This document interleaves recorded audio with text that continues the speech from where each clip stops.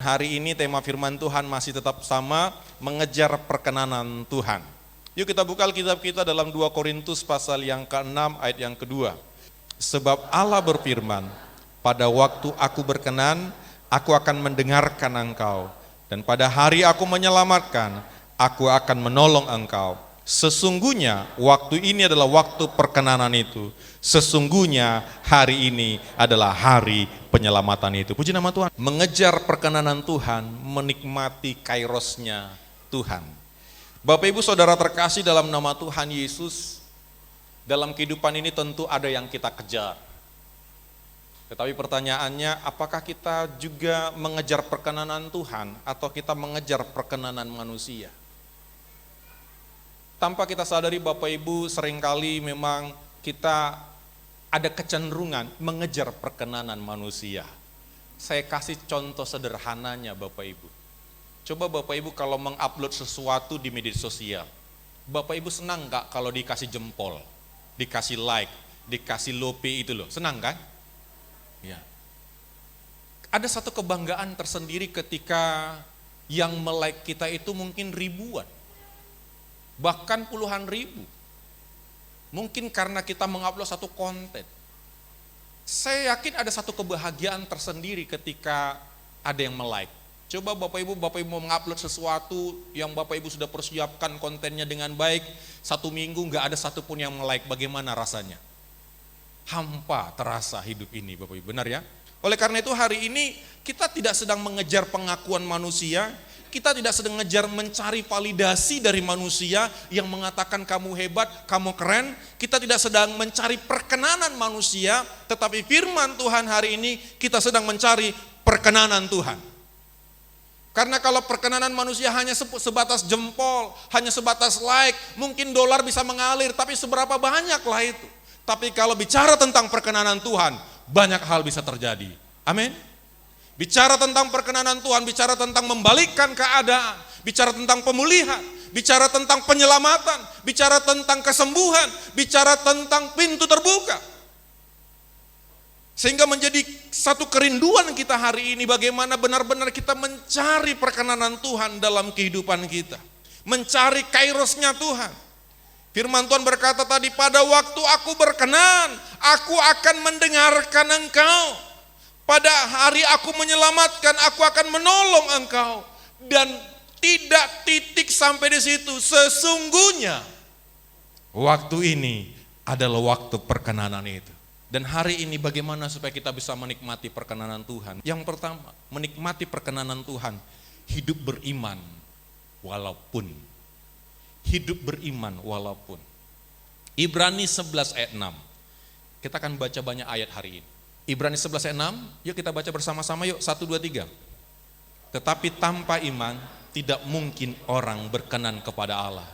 Sebab barang siapa berpaling kepada Allah, ia harus percaya bahwa Allah ada. Dan Allah memberi upah kepada orang yang sungguh-sungguh mencari Dia. Bapak Ibu Saudara terkasih, kalau kita ingin menikmati perkenanan Tuhan, poin pertama saya ingin sampaikan adalah hidup beriman walaupun. Kalau kita baca dalam kitab Ibrani ini, dari pasal ayat 1, pasal 11 ayat 1 sampai ke bawahnya, itu selalu bicara gini, karena iman, karena iman, karena iman. Dan ayat 6 ini menyimpulkan bahwa orang tidak mungkin bisa berkenan kalau tidak karena iman. Makanya dikatakan tanpa iman tidak mungkin orang berkenan kepada Allah. Kita berkenan kepada Allah bukan karena persembahan kita yang besar, bukan karena kita rajin menolong orang, tetapi kita berkenan kepada Tuhan karena iman. 2 Korintus 5 ayat 7. Sebab hidup kami ini adalah hidup karena percaya, bukan karena melihat. Beriman terkadang bertolak belakang dengan realita. Dan kita diperhadapkan dengan pilihan, tetapkah kita mempercayai Tuhan sekalipun kita tidak melihat, sekalipun realitanya bertolak belakang. Makanya lirik lagu dari yang kita nyanyikan tadi, saya baca liriknya. Jiwaku bertanya, apakah masih ada harapan? Melewati tangisan, rasa sesak di dada. Imanku berkata, Tuhanku yang pegang kuasa. Kenapa jiwaku bertanya? Karena realita berbeda dengan apa yang diimani. Dan bicara tentang perkenanan Tuhan, berbicara bagaimana tetap kita beriman, walaupun realitanya seringkali bertolak belakang dengan apa yang kita imani itu. Tetapi itulah namanya iman. Kita beriman Tuhanku yang pegang kuasa. Dia yang selalu bekerja meskipun mataku tak melihat. Tuhan bekerja di zona atau di tempat-tempat yang tidak terlihat oleh kasat mata manusia. Seringkali kita mentok hanya melihat secara fisik, sehingga kita mulai menyimpulkan Tuhan tidak menolong saya, padahal di tengah-tengah kegelapan itu Tuhan sedang melakukan pekerjaan yang tidak terlihat itu. Walaupun gunung itu tak berpindah, tetap percaya Kau yang pegang kuasa. Sekalipun ku dalam lembah kelam, tak mengapa. Bayangkan Bapak Ibu, sekalipun aku dalam lembah kelam tak mengapa. Tapi bukan arogan, bukan si panggaron, karena asal Kau di sampingku. Jadi bukan merasa kepedean, tapi karena ada satu statementnya, asal Kau di sampingku nggak apa-apa dalam lembah kekelaman. Itulah iman sejati Bapak Ibu. Walaupun masalahku masih ada, tetap percaya rencanamu yang terindah. Pribadimu takkan pernah berubah. Iman yang kupegang padamu Tuhan yang setia. Bapak Ibu Saudara terkasih dalam nama Tuhan Yesus. Bicara tentang perkenanan Tuhan, bicara bagaimana kita tetap menghidupi iman kita di dalam apapun kondisi hidup kita. Di dalam pergumulan kita yang belum tuntas, di dalam persoalan yang belum selesai, di dalam pekerjaan yang bermasalah, kita tetap beriman kepada Tuhan. Iman itu diwujud nyatakan yang pertama tentu dengan deklarasi kita, pernyataan kita. Tetapi juga harus dengan perbuatan kita. Kita tidak cukup hanya mendeklarasikan kita percaya kepada Tuhan, tetapi perbuatan kita harus mencerminkan iman kita. Makanya kalau kita baca Ibrani 11, iman mereka ditunjukkan dari perbuatan mereka. Indikator orang beriman, salah satunya memang beribadah Bapak Ibu. Ibadah itu indikator kita beriman kepada Tuhan. Kita nggak bisa berkata saya beriman tapi nggak pernah ke gereja. Kita nggak bisa berkata saya beriman tapi nggak pernah berdoa. Kita berkata saya beriman tapi nggak pernah baca Alkitab. Itu namanya iman yang kosong. Iman yang tanpa perbuatan. Yakobus mengatakan iman tanpa perbuatan hakikatnya mati. Iman kita harus tercermin dari perbuatan kita. Tercermin dari tindakan kita. Artinya gini, ketika kita dalam pergumulan yang berat, kita tetap datang kepada Tuhan, itulah iman. Ketika kita dalam masalah yang membuat kita harusnya menjauh tapi kita tetap mendekat kepada Tuhan, itulah iman. Ketika dalam kelemahan, kekurangan kita masih tetap bisa berkorban, itulah iman. Dan hari ini perkenanan Tuhan bicara tentang bagaimana kita hidup beriman walaupun. Kita buka Roma 4 ayat 18-19. Sebab sekalipun tidak ada dasar untuk berharap, namun Abraham berharap juga dan percaya bahwa ia akan menjadi bapa banyak bangsa menurut yang telah difirmankan, demikianlah banyaknya nanti keturunanmu. Bapak Ibu, ketika Abraham melihat realita, nggak ada dasar untuk berharap. Tetapi Alkitab mencatat dia tetap berharap dan percaya. Itulah iman. Iman itu bukan ketika melihat semua berjalan dengan baik, semua jelas, kita percaya, itu bukan iman. Tanpa iman pun bisa seperti itu Bapak Ibu. Tapi iman itu ketika kita belum melihat titik terangnya, kita belum melihat tanda-tandanya, kita tetap mempercayai, itulah iman. Ketika Elia disuruh berdoa berapa kali dia nggak lihat, dan ketika pada akhirnya dia hanya melihat setitik embun. Dan Tuhan berkata, hujan mau datang. Dari mana ceritanya? Tetapi dia memilih untuk percaya. Dia lari dan benar hujan turun. Bapak Ibu, hari ini kalau kita ingin menikmati perkenanan Tuhan, tetaplah percaya walaupun masih banyak yang belum kita nikmati. Masih banyak yang belum tuntas, masih banyak yang belum dikabulkan, masih dalam lembah kekelaman, tetaplah kita percaya. Amin. Amin. Sebab sekalipun tidak ada dasar untuk berharap. Abraham ngerti siapa dirinya, gak ada dasar untuk berharap, tetapi dia pegang janji Tuhan. Hari-hari ini saya ingin mengajak kita, yuk, Tuhan tidak pernah mengingkari apa yang Dia janjikan dalam kehidupan kita. Tuhan tidak pernah mengingkari perintah dan janjinya dalam kehidupan kita.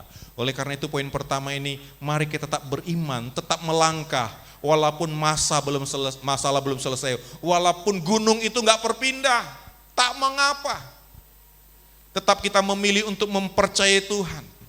Tetap kita memilih mempercayai Tuhan. Pertanyaannya dua Bapak Ibu, tetap memilih untuk mempercayai Tuhan atau kita mulai pasrah dengan realita. Tapi orang Kristen hidup karena beriman kepada Tuhan. Bukan beriman kepada kekuatan kita, bukan beriman kepada deposito kita, bukan beriman kepada jabatan kita, bukan beriman kepada profesi kita. Bapak Ibu, tidak ada yang abadi di dunia ini. Semua orang ada masanya, semua masa ada orangnya. Nggak ada yang bisa kita pegang yang bertahan dalam dunia ini. Tapi ketika kita belajar mempercayakan hidup kita kepada Tuhan, itulah iman yang sejatinya. Dan Tuhan sangat senang ketika kita mempercayai Dia. Saya selalu seringkali kasih ilustrasi ini Bapak Ibu. Saya senang Bapak Ibu kalau bawa mobil penumpang saya tidur Bapak Ibu. Berarti mereka percaya kepada saya.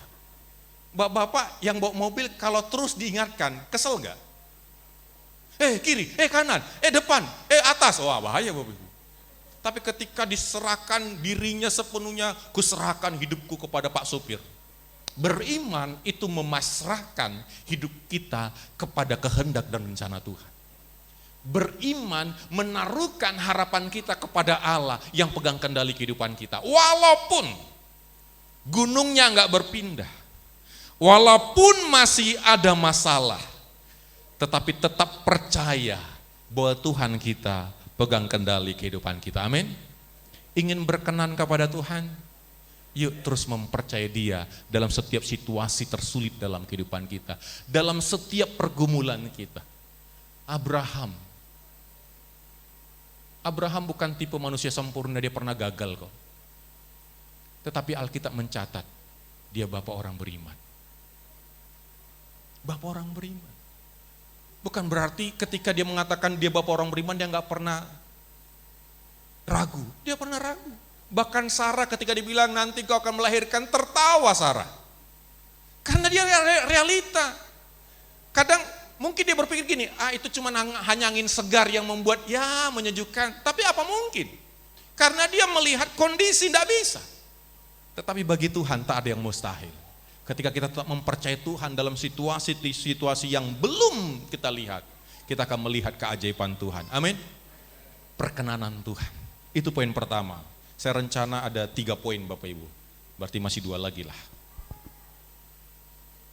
Yang kedua, kalau kita ingin menikmati perkenanan Tuhan, Matius 5 ayat 8. Berbahagialah orang yang suci hatinya, karena mereka akan melihat Allah. Kalau kita ingin menikmati perkenanan Tuhan, yang kedua bicara tentang kesucian hidup. Bicara tentang kemurnian hidup.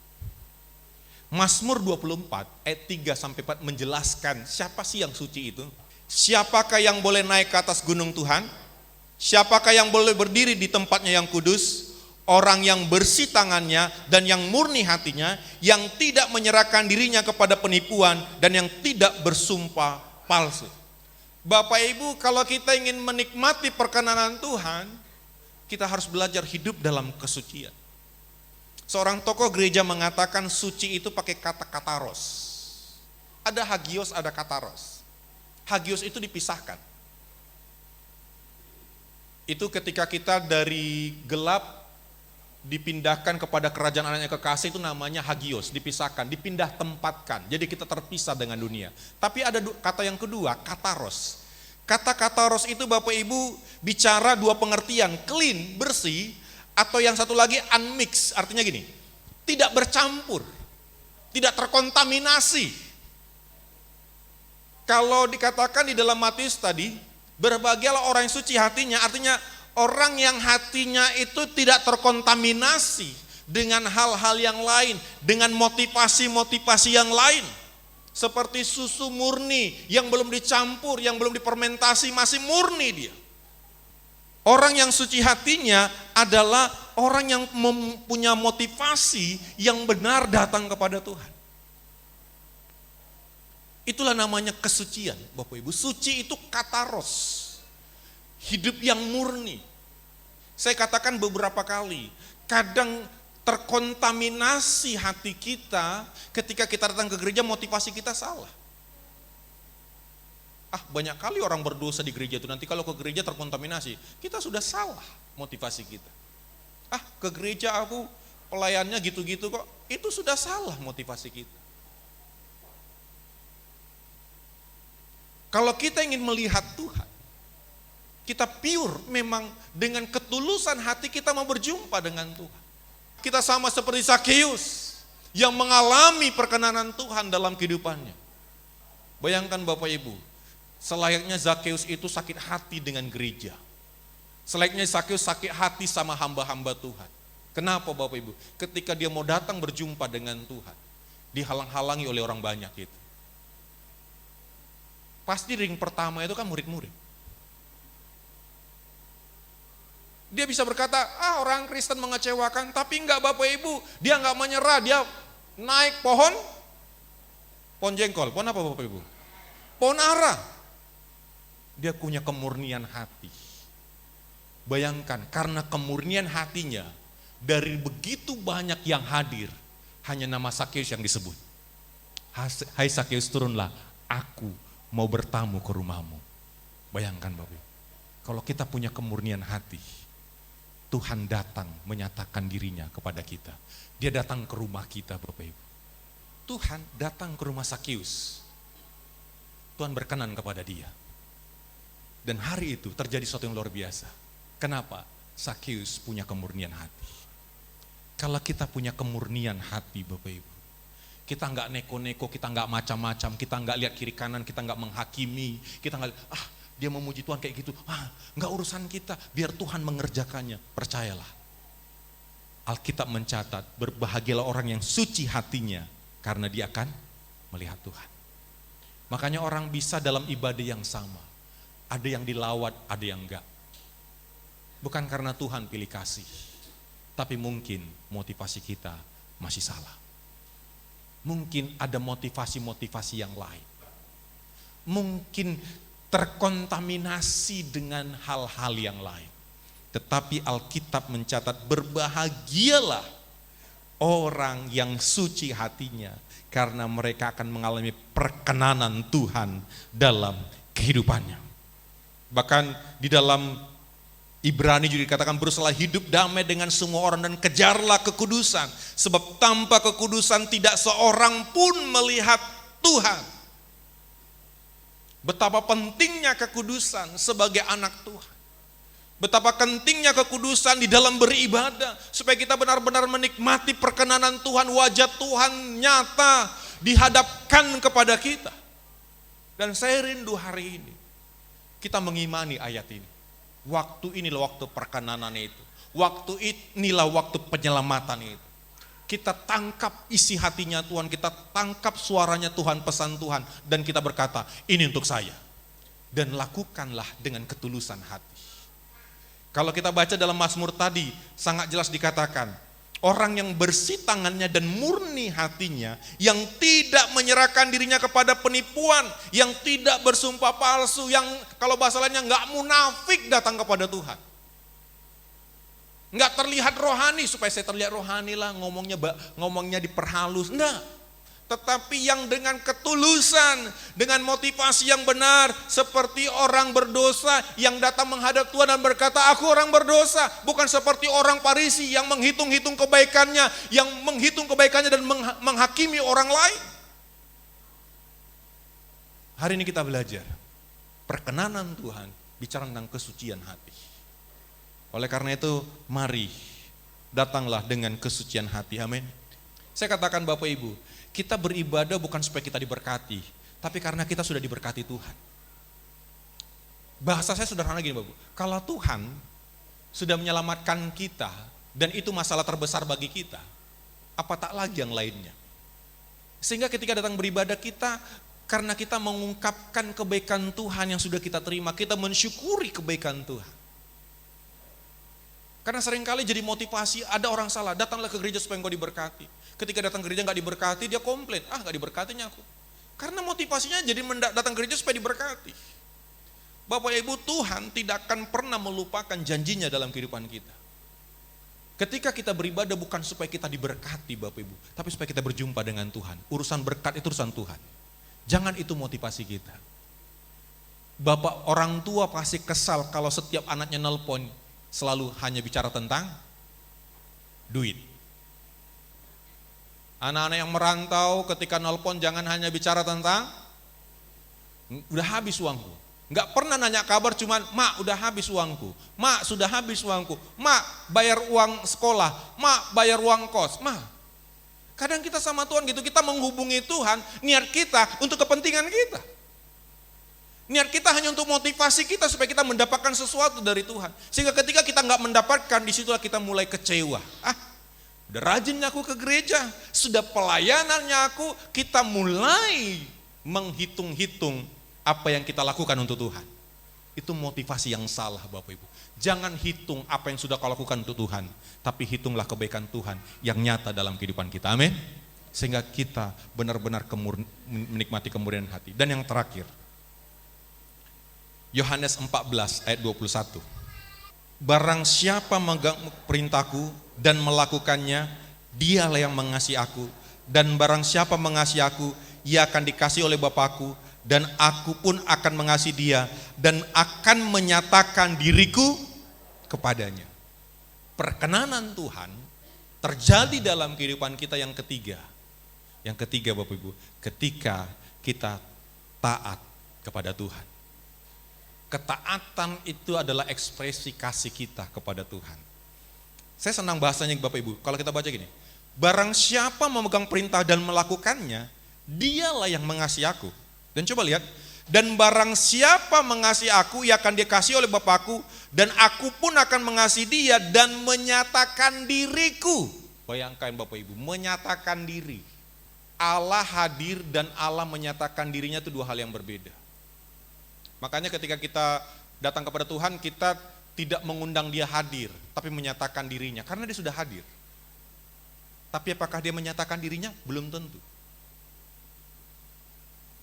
Kita hanya pengen menikmati kehadirannya, karena Tuhan hadir di semua tempat.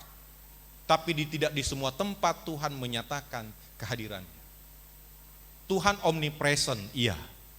Tapi tidak selalu dia menyatakan dirinya kepada orang yang ada di situ. Makanya hadirat Tuhan dengan kehadiran Tuhan dua hal yang berbeda. Dan perkenanan Tuhan bicara tentang Tuhan hadir menyatakan dirinya. Tuhan hadir di rumah Obed Edom ketika ada tabut Allah di sana, tetapi Tuhan tidak menyatakan hadiratnya ketika tabut Allah di rumah Abinadab. Padahal tabut Allah yang sama. Artinya Allah maha hadir, iya, tapi apakah Tuhan menyatakan dirinya? Bicara tentang perkenanan Tuhan, bicara tentang Tuhan menyatakan kehadirannya, menyatakan dirinya, dan itu salah satunya yang ketiga adalah belajar memiliki ketaatan kepada Tuhan. Belajar taat walaupun tidak mudah. Mungkin hari-hari ada tuntutan Tuhan, ada kerinduan Tuhan yang Tuhan sudah ingatkan kita. Mungkin hari-hari ini kita berapa kali diingatkan untuk belajar mengampuni, diingatkan untuk berkorban, diingatkan untuk melayani. Mungkin diingatkan lewat sebuah peristiwa, lewat firman Tuhan, lewat orang lain. Tapi selama ini kita terus menentang dan melawan itu. Tapi hari ini saya berkata, yuk belajar taat. Abraham juga belajar taat. Petrus, dia dengan kegagalannya, dia rapuh. Tapi Tuhan berkata, yuk layan, aku pengen pakai perahumu mau melayani. Di tengah-tengah keletihan, kecapean, keputusasaannya. Bapak Ibu, kalau orang capek tapi ada hasilnya, capeknya itu terbayar, benar ya? Bapak-bapak capek, maaf, yang curah Capek pun itu, tapi kalau jelas uangnya 5 juta, gimana rasanya? Kayaknya capek itu nggak terasa kan? Tapi coba, sudah capek nggak ada hasilnya. Tensi naik. Datang ke rumah, istri belum masak, tambah marah, kan gitu Bapak. Petrus dalam kondisi gagal capek sepanjang malam, dia tidak mendapatkan ikan. Tiba-tiba Yesus berkata, Petrus, aku mau pakai perahumu. Bayangkan dia mau pulang ke rumah, dia mau tidur, menyesali kenapa aku gagal. Tapi akhirnya dia berkorban. Dia korbankan perahunya dipakai pelayanan. Dan ketika dia belajar taat, Tuhan kata gini, Petrus bertolak lebih dalam. Ini udah capek, harusnya ngerti dong. Tapi dia berkata, karena engkau menyuruh, aku melakukannya. Mujizat terjadi. Seringkali ketaatan juga kontras dengan kondisi hidup kita hari-hari ini. Bagaimana mungkin saya bisa memaafkan? Bagaimana mungkin saya bisa berkorban? Saya saja kekurangan. Bagaimana mungkin saya melayani hidup saya saja gini? Tapi saya mau katakan, ketaatan itu adalah pintu kita menikmati perkenanan Tuhan. Ketaatan adalah ekspresi kasih kita kepada Tuhan. Mari kita, mungkin berapa kali kita diingatkan dengan ayat tertentu yang terus diingatkan, Tuhan ingin ketaatan kita melakukannya. Hari ini, yuk kita nikmati perkenanan Tuhan.